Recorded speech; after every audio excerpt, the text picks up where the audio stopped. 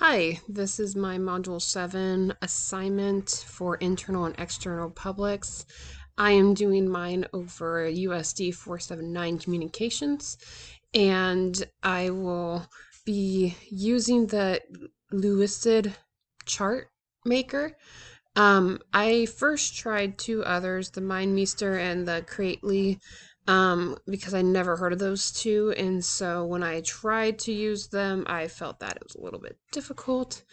So I've used Ulicid a couple of times and thought maybe that would be the best route to go, so that's why I chose this. I felt that it was pretty easy to use. The one thing I kind of didn't like was I look at my creation and I think it might be a little too messy with all the arrows, but overall I felt this tool was great to use.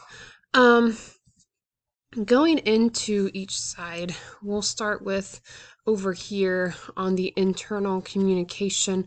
I chose the following groups: the faculty and staff, administration, students, and school board members.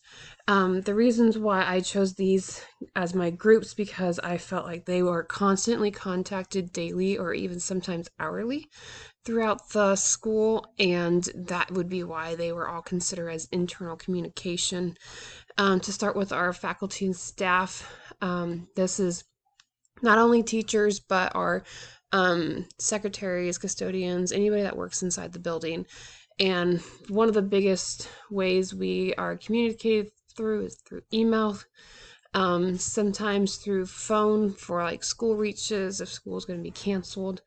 And then also the face-to-face aspect, constantly seeing each other or our administrations in the hallways or in meetings, through our policies and handbooks, through the school board minutes, and also we are reached out through our Facebook page if there are any announcements that if we're out of school and they pop up, that is something we can always go to for communication.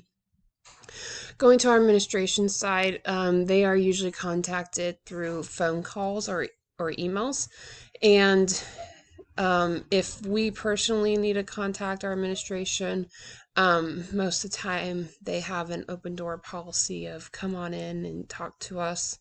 So that is one of the biggest ways we communicate with our administration.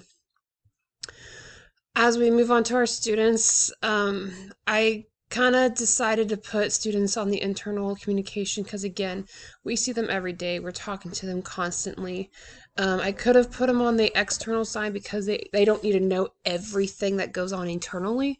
However, they are a big aspect of our school, so I felt that they deserve to be on this side. Students are mostly the face-to-face contact and talking to them. And we also use Google Classroom a lot, and that is where they can see their grades, their assignments. Our district really encourages us to go paperless, so all of our teachers have a Google Classroom for each of their classes. Students can also look at our school website or Facebook, but a lot of them just go to our school website because our students helped create it. And also, teachers help reach out through emails if there's surveys we need them to take, or any announcements that goes on their emails. And then of course school reach via phone or texting. Like if they're in athletics, they have a group text chat that they can communicate with their coaches.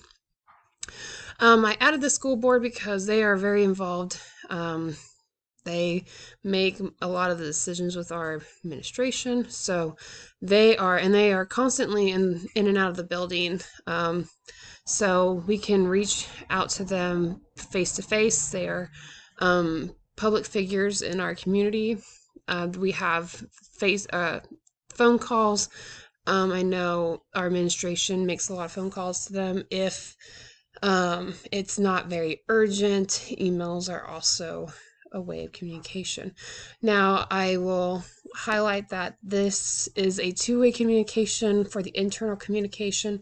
It's a lot of back and forth. Yes, there are some situations where it's a one-way, but hardly any time. There's always the feedback they're needing. Then we go to the other side, our external communication. A note that most of this would be a one-way communication. There are a lot of times where there might be some two-way communication, such as when we have parents or we're trying to get taxpayers' opinions and political figures.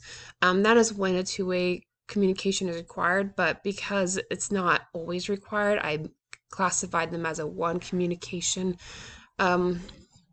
outlet. So my external are my community members, the parents, the taxpayers and businesses, and our political figures. Starting with our community members, they are reached out. They can find updates via the newspaper, our school website, our Facebook page, and at times face-to-face, in-person communication. Parents, yes, we want a two-way communication, but a lot of like the updates, we don't need to hear back from them. So a lot of times they just need to go to our school website or Facebook to find any updates, like on games, upcoming events. The two-way communication part will be when we need to send out emails or make that phone call to talk about students, or maybe we're updating them on how things are going in the classroom or any upcoming events that maybe they're involved in. So that is when our two-way communication will be needed. For the taxpayers and businesses, if we need to reach out for like surveys or their feedback on what they're wanting to see as improvements, we make those phone calls or send out emails or mail for them. And if we want to update them on, again, events, what's going on in our school, we'll have that on our Facebook page and our school website. Again, they can also be contacted through our newspaper. And at times we do need the face-to-face interaction when we're talking about school updates and how we can help our community members. Political figures, I added them because we do communicate with like our representatives and talk to like the mayor and local political figures because they are a part of our community. So most of the times they're going to be updated through the newspaper or in our school website. When we need to reach out for maybe suggestions or how they can help our district, it's either email, personal interaction, or a telephone call.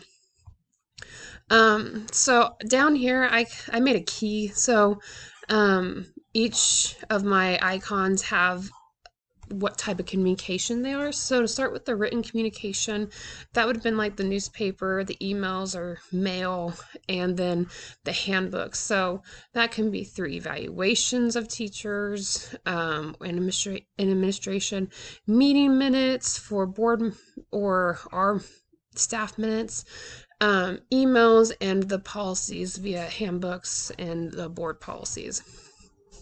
The digital communication, this would be for like the assignments, any announcements that we need to know about, updates to schedules, and a way to see grades. For oral, this can be like having personal meetings, everyday information, face-to-face interactions. So I felt that overall, I thought this chart explained the two types of communications we have. Again, like I said at the beginning, I'm kind of picky about how I'm not very impressed with all the arrows. Yeah, I feel like it explains, it gets to the point. However, I feel it's a little messy. I probably should have tried to space it out or figure it out a different way. But overall, I like the setup of this chart.